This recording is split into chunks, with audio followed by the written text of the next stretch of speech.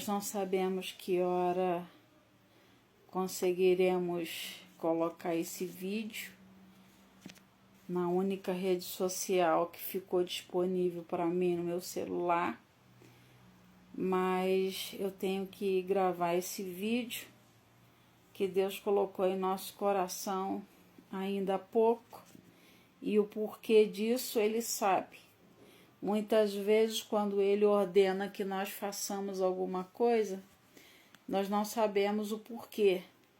E uma coisa que eu falo é que eu acostumei a não perguntar para Deus e a não querer saber o porquê de nada, mas simplesmente obedecer. E se nós pudéssemos ter dado um título ao vivo para essa reflexão, para essa pequena mensagem, seria a justiça do homem versus a justiça de Deus. Nós estávamos pensando hoje a tarde inteira sobre uma frase que muitos dizem por aí, que a justiça do homem é cega, mas a de Deus, ela enxerga até no escuro. Interessante que nós que somos usuários de óculos e temos alguma deficiência visual, no nosso caso nós usamos óculos desde os nossos 14 anos e temos necessidade de óculos para longe e para perto. Em breve nós estaremos fazendo um óculos novo, porque esse aqui é só um socorro para perto. Nós temos miopia e astigmatismo. Então, a pessoa com certo grau de dificuldade visual, quando ela está sem seu aparato, sem seu socorro, sem sua ferramenta auxiliar da visão, que é o óculos, a gente se sente um pouco perdido, porque nós não conseguimos ver as coisas com muitos detalhes. Para longe, quem tem astigmatismo vê tudo distorcido e embaçado, e para perto fica muito difícil, principalmente para a gente olhar o celular ou para a gente fazer uma leitura. Mas pensando nessa questão sobre a justiça e o ponto de vista sobre a injustiça, o homem ele tem um olhar sobre uma determinada questão, mas Deus ele está olhando um todo.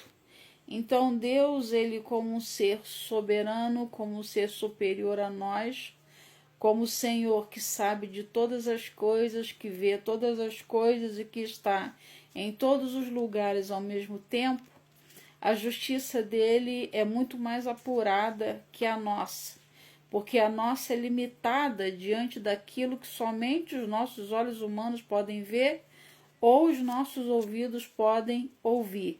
Mas Deus, como ele vê tudo, ele ouve tudo e ele está presente em todos os lugares, em vários lugares ao mesmo tempo, só ele tem condições de exercer a justiça de fato como ela é. E a Bíblia fala pra gente que Deus é justo e que ele ama a justiça. O profeta Isaías fala pra gente que a justiça do homem é como trapo de imundícia. Então, nós demos aqui 2 versículos, e o interessante foi o que o Espírito Santo de Deus ministrou ao nosso coração sobre essa questão da justiça do homem e da justiça de Deus. O Senhor é justo e ele ama a justiça. Aliás, um dos atributos morais de Deus é a justiça. São 3 atributos. Deus é amor, ele é santidade, ele é justiça. De forma que não dá para separar uma coisa da outra. Essas 3, elas coexistem na pessoa de Deus. Ele é santo, ele é amor, mas ele também é justo. E não é porque Deus ama a todas as pessoas que ele deixa de executar o seu juízo e a sua justiça sobre as pessoas que agem traiçoeiramente pelas costas dos seus irmãos. Muitas vezes eu falei aqui e eu repito que aquele que faz uma cova, nela cairá, porque a palavra ela complementa dizendo que Deus não tem o culpado por inocente e Deus não tem o inocente por culpado. Só que o que eu quero trazer hoje é algo muito mais profundo do que isso que a gente já vem falando, do que isso que a gente ouve por aí, do que a maioria das pessoas consideram como algo que possa agravar a sua vida diante de Deus por conta de uma injustiça. Na verdade, é natural às vezes o ser humano ser injusto, porque quando nós olhamos para algumas situações, nós somos muito parciais, mas Deus é aquele imparcial, ele não toma partido sem de fato saber a fundo o que vai em ambos os lados. Então, quando ele julga com equidade e com retidão. E uma coisa muito séria que veio ao nosso coração foi um texto da palavra de Deus que eu gostaria de deixar aqui, e isso é para meditar, para refletir e para mudança de atitude, porque Deus não quer que o homem se perca, pelo contrário, Ele quer que todos se arrependam, que venham ao conhecimento da verdade. Uma coisa é quando uma pessoa comete um erro sem saber que aquilo é errado. Mas diante de Deus, quando você comete um erro sabendo que está cometendo um erro, já não existe mais desculpa por aquele pecado que você está praticando. Então a cobrança de Deus vem e muitas vezes vem de forma muito severa. E sobre a questão da injustiça, o que muitos se esquecem é que a palavra de Deus afirma que toda injustiça é pecado. Toda injustiça é pecado. Nós precisamos examinar todos os dias a nossa mente, o nosso coração, para ver se o nosso coração não está sujo e se as nossas mãos não estão manchadas de injustiça. E a palavra de Deus, que eu vou deixar para vocês aqui, ela está escrita no livro de 1 João, no capítulo 5, no versículo 14 em diante, que diz assim: se alguém vir a seu irmão cometer pecado que não é para a morte, pedirá e Deus lhe dará vida aos que não pecaram para a morte. Há pecado para a morte, e por esse não digo que rogue. Toda injustiça, versículo 17, toda injustiça é pecado, e há pecado que não é para a morte. Sabemos que todo aquele que é nascido de Deus não vive em pecado. Antes, aquele que nasceu de Deus, Deus o guarda e o maligno não lhe toca. Sabemos que somos de Deus e que o mundo inteiro jaz no maligno. É normal que a gente espere alguém que não tenha experimentado o novo nascimento, alguém que não conheça a Deus como nós conhecemos, alguém que não conhece a Deus nos seus atributos naturais, como nós falamos, que Deus é amor, Deus é santidade, Deus é justiça. A gente pode até esperar de uma pessoa que não tenha entendimento das coisas de Deus, que pratique a injustiça nos seus negócios, nos seus tratos, nos seus contratos, nos seus trabalhos, nos seus relacionamentos. Mas nós não podemos esperar de uma pessoa que se diz ter nascido de novo e servir a Cristo, agir com injustiça e continuar agindo como se fosse a coisa mais normal do mundo. E isso é tão forte que a Bíblia fala aqui sobre os pecados que são para a morte, e ele fala que por esses pecados que são para a morte, que nós não devemos orar. E ele inclui aí nesse pecado que é para a morte, a questão da injustiça. Toda injustiça é pecado. E por que nós podemos concluir que a injustiça é um pecado que gera morte? Gera a morte espiritual e pode gerar também a morte física. Por que nós podemos dizer isso? Porque o Espírito Santo de Deus, ele convence o homem do pecado, do juízo e da justiça.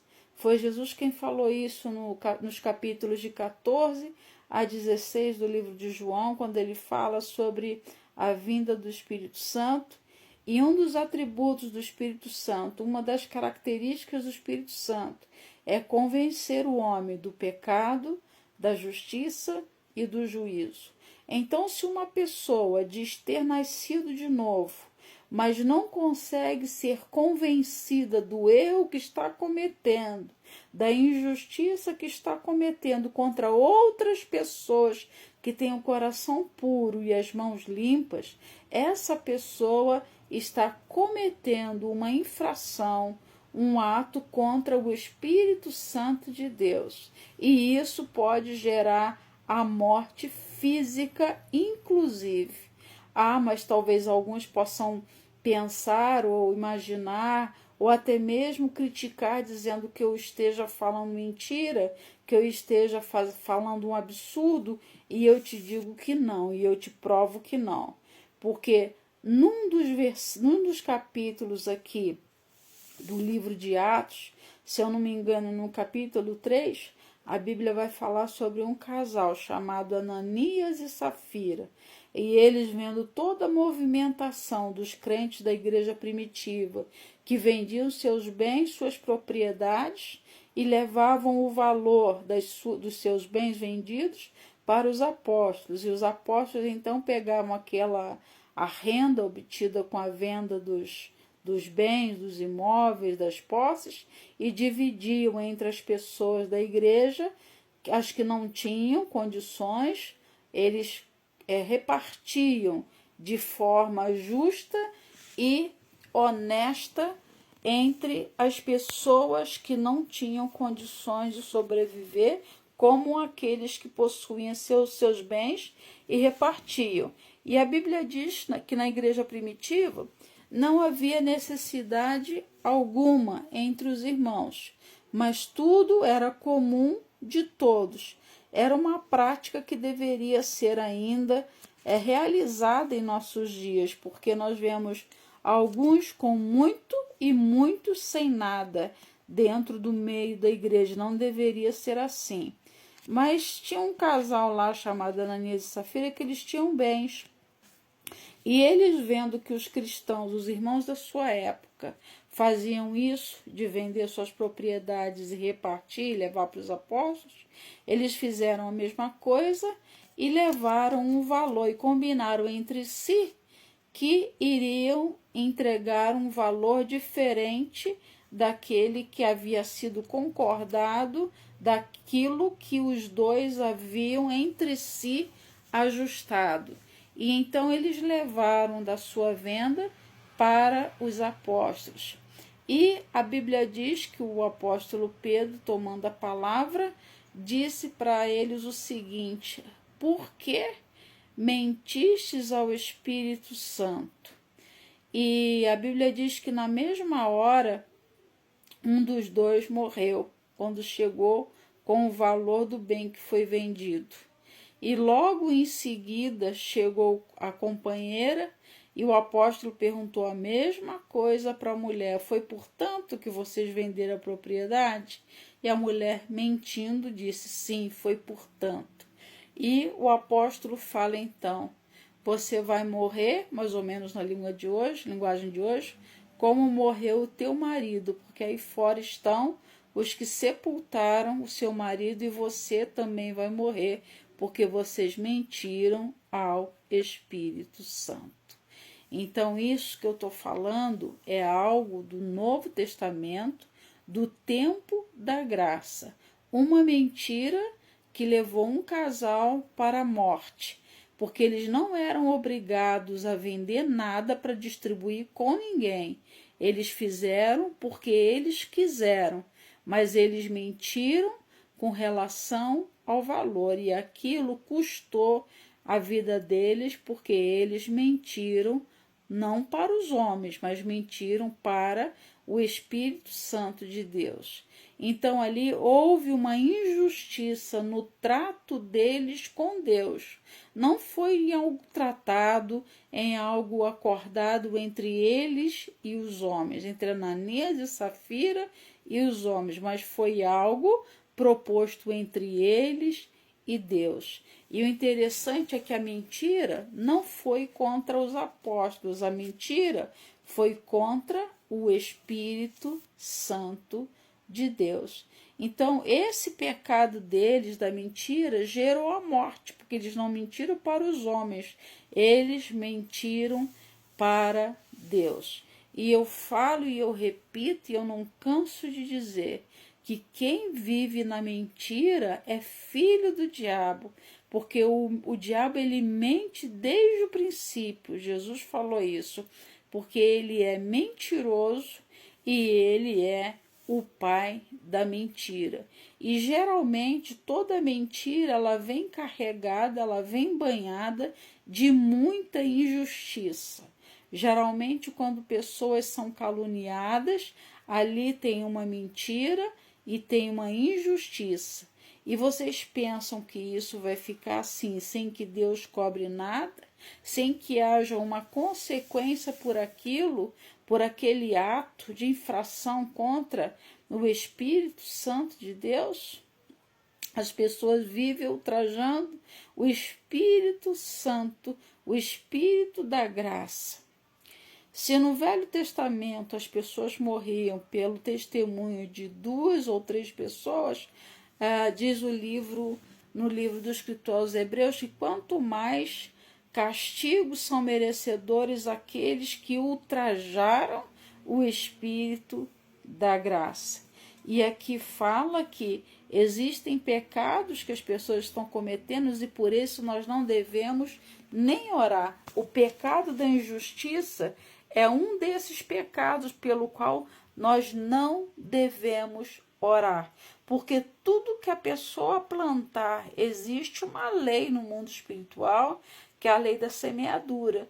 Tudo o que o homem plantar, isso também ceifará. Então já existe uma lei estabelecida na justiça de Deus, que tudo aquilo que a pessoa fizer vai ter um retorno e vai ter uma consequência contra a sua própria vida.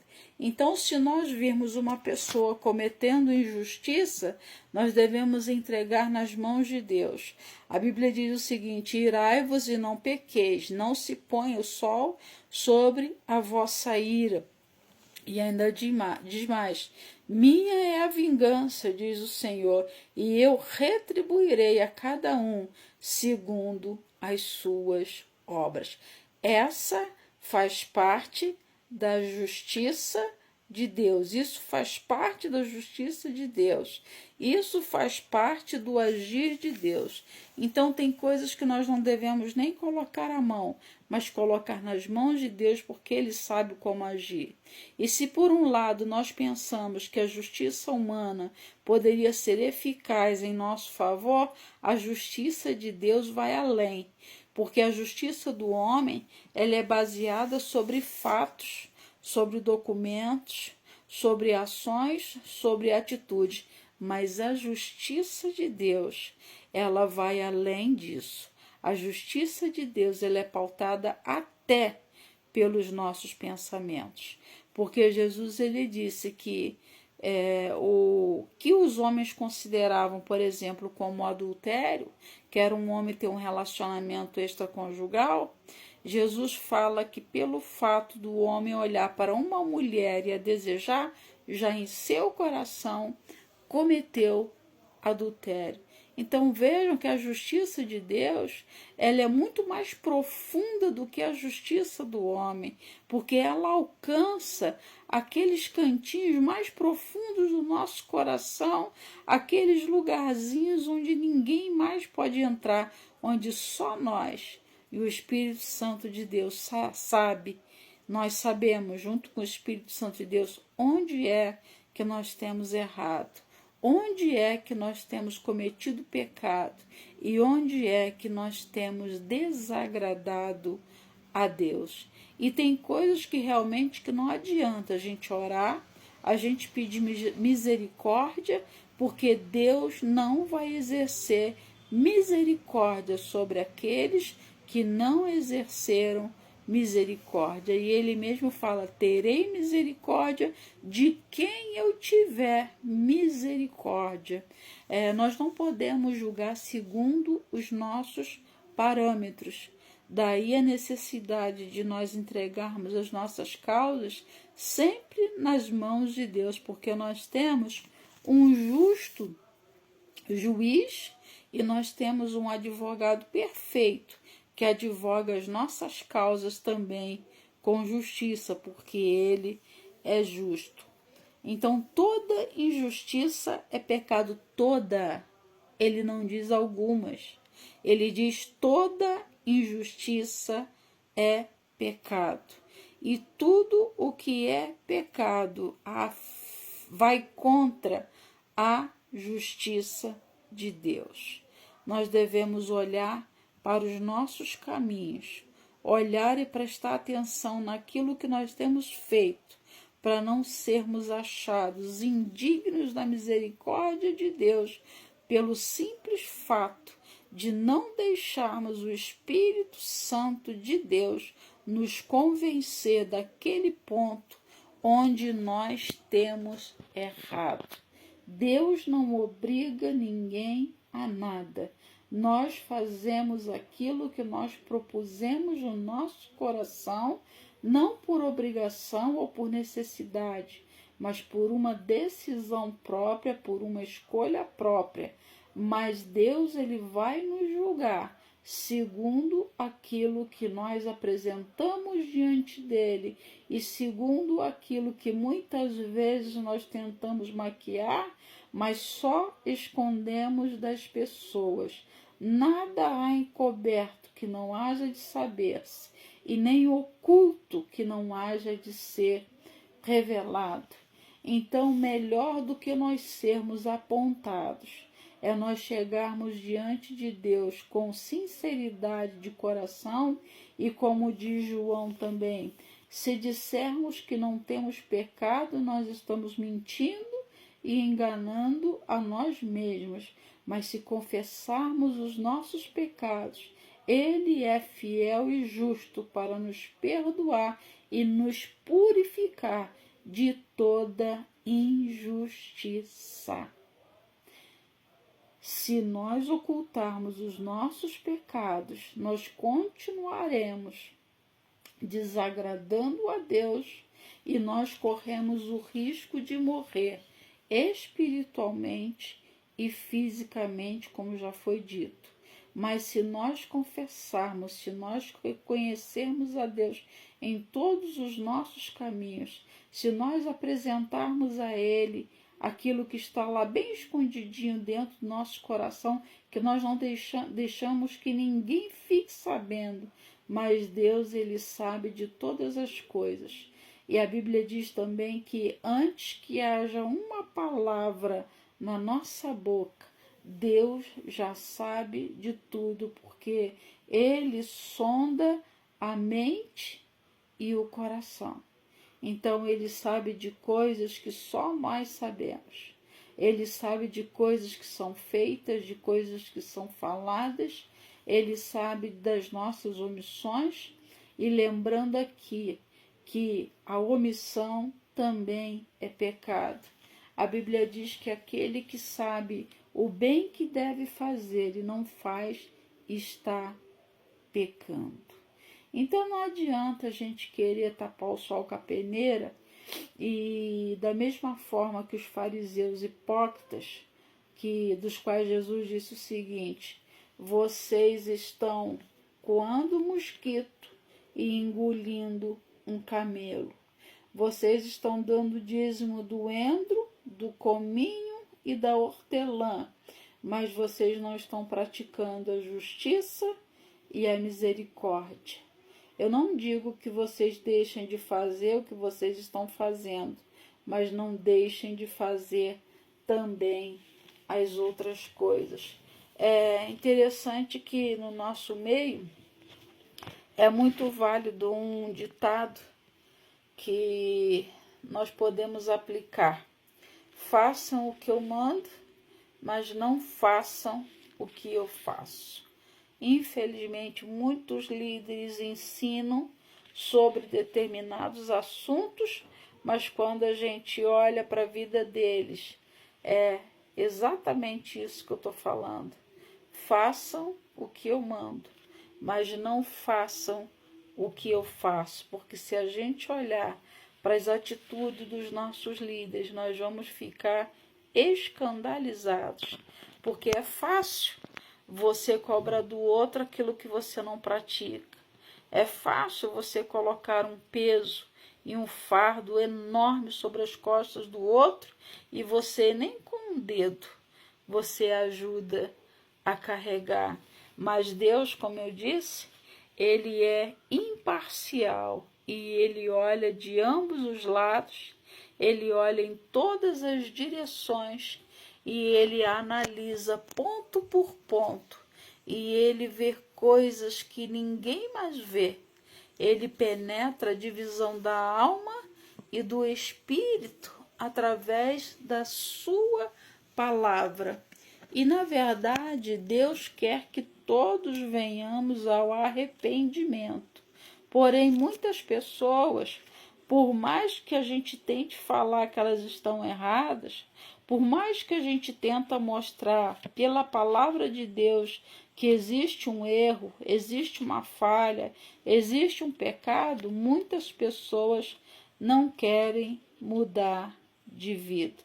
E é sobre estes que algumas vezes eu já falei, e como o apóstolo Paulo também já disse, e ele falou assim, esses dos quais eu digo chorando, que são inimigos da cruz de Cristo. Muitos estão dentro da igreja e são inimigos da cruz de Cristo, porque não vivem e não praticam nada daquilo que Jesus ensinou.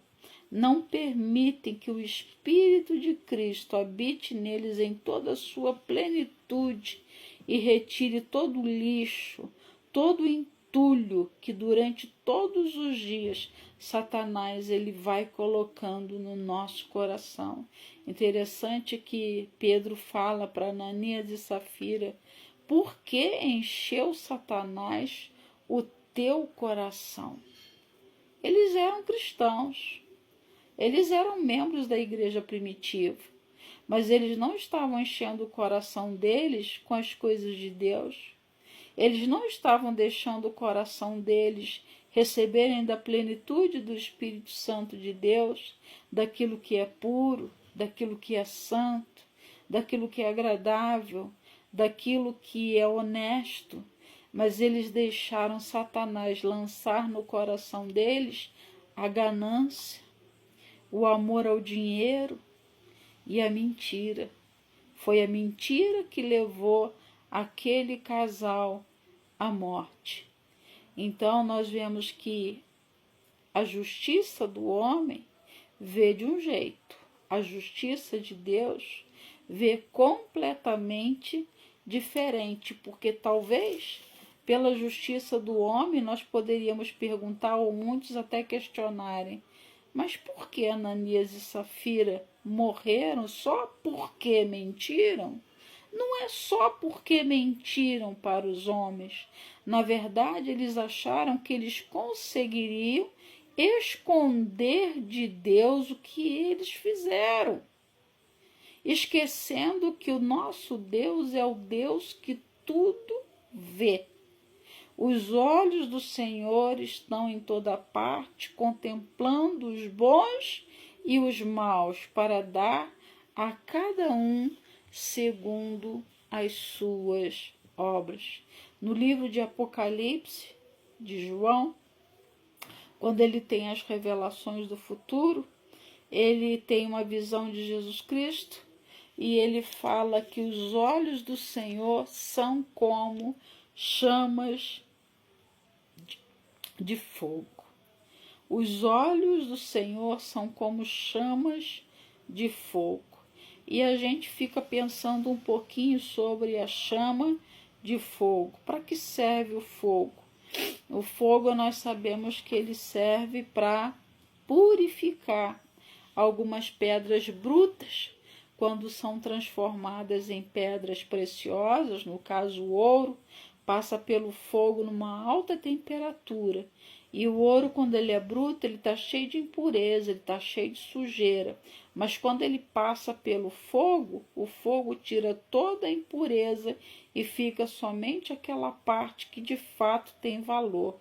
Mas o fogo, quando passa por certos tipos de materiais, ele não purifica, ele queima e ele destrói. Então, se os olhos de Jesus são como chamas de fogo, quando ele passa sobre nós, muitas pessoas são purificadas, muitas pessoas são transformadas, mas outras pessoas, quando são expostas ao fogo de Deus, elas são destruídas e elas são aniquiladas pela chama do fogo do Espírito de Deus. Então, essa questão de mentir para Deus é muito séria. E as pessoas estão sem temor algum, porque fala uma coisa para um, fala uma coisa para outra, fala uma coisa para um terceiro, para um quarto, mas quando fecha a sua porta dentro do seu quarto, chora diante de Deus, porque diante daquele que tudo vê, diante daquele que tem os seus olhos como chamas de fogo, que quando passam por nós, nós nada podemos ocultar. Tem um louvor antigo que nós gostamos muito, que fala que a fidelidade de Deus é grande e Deus tudo sabe de nós. E quando Ele passa por nós, nós nada podemos ocultar dele. Então, se uma pessoa diz que serve a Deus, diz que serve a Cristo, mas continua cometendo o pecado da injustiça, mentindo, já não resta mais opção para nós que somos irmãos em Cristo orar para que o pecado dele seja perdoado, porque esse pecado da injustiça é um pecado contra o próprio Deus, porque Deus é justo. E se você age de uma forma contrária à natureza de Deus, você não é dele. Se você diz estar na luz, deve andar como ele andou, e nele não há treva alguma. Em Jesus não existem trevas. Jesus é a luz. E se nós andamos em Cristo, nós devemos andar na luz, como ele na luz andou. E quando nós estamos na luz, os olhos de Deus podem passar por nós.